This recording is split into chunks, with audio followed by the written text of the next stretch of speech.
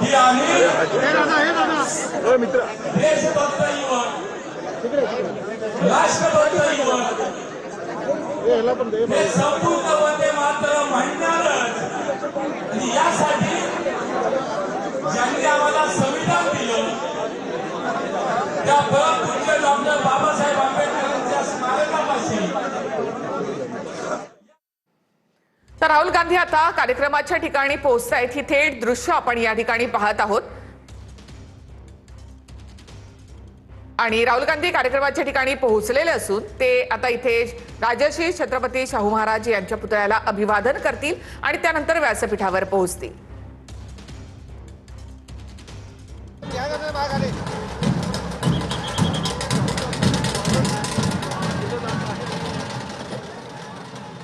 राहुल गांधी कार्यक्रमाच्या ठिकाणी आता पोहोचलेले आहेत।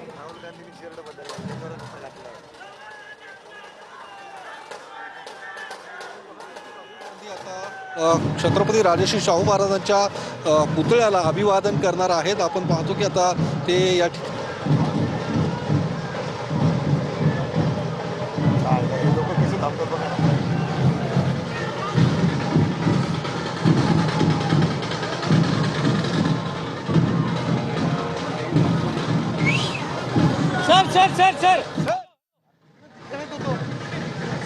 सर हॅलो इधर छत्रपती राजर्षी शाहू महाराजांचा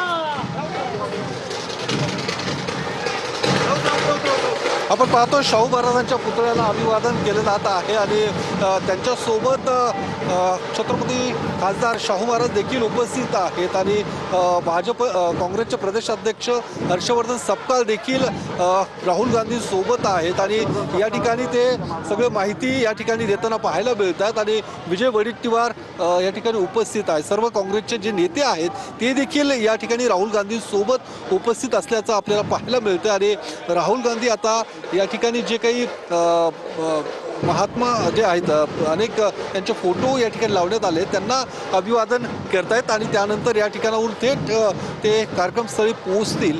आपण पाहतोय की ज्या पद्धतीने या संपूर्ण कार्यक्रमाचं नियोजन केलेलं आहे त्या नियोजनानुसार राहुल गांधी हे या ठिकाणी पोहोचलेले आहेत आणि आता या ठिकाणावरून थेट ते जनजींशी संवाद साधण्यासाठी पोहोचणार आहेत। आता आपण पाहू शकतो की काँग्रेसच्या सर्व नेत्यांसोबत फोटो सेशन या ठिकाणी केले जात आहे आणि त्यानंतर ते कार्यक्रमस्थळी निघालेला आहेत आणि ज्या पद्धतीने जो मुख्य कार्यक्रम आहे तो अर्थात आतमध्ये ज्या कार्यक्रमाचं आयोजन केलेलं आहे जनजींशी संवाद राहुल गांधी साधणार आहेत। राहुल गांधी नेमकं काय बोलणार आहेत याकडे देखील सर्व विद्यार्थ्यांचं आणि काँग्रेसच्या कार्यकर्त्यांचं लक्ष लागून आहे कारण काल जो काही प्रकार घडलेला आहे त्यावर आता कार्यक्रमाच्या ठिकाणी दाखल झालेले आहेत। त्यांनी राजर्षी शाहू महाराजांना या ठिकाणी अभिवादन केलेलं आहे आणि आता राहुल गांधी कार्यक्रमाच्या ठिकाणी पोहोचतायत। राहुल गांधी यांची वेशभूषा जर नेहमी पाहिली तर इतर कार्यक्रमांमध्ये आपण पाहिलं त्यांना तर ते व्हाईट कलरचा टी शर्ट आणि जीन्स असा त्यांची वेशभूषा म्हणजे जेन्झींना आकर्षित करणारी वेशभूषा।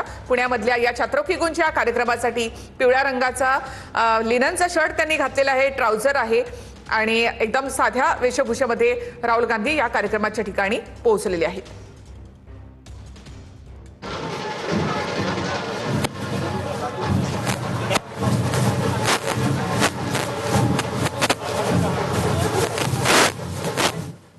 तर राहुल गांधी कार्यक्रमाच्या ठिकाणी आता पोहोचलेले असून पुढच्या काही मिनिटांमध्येच ते विद्यार्थिनींशी संवाद साधणार आहेत। ही थेट दृश्य आपण या ठिकाणी पाहतोय।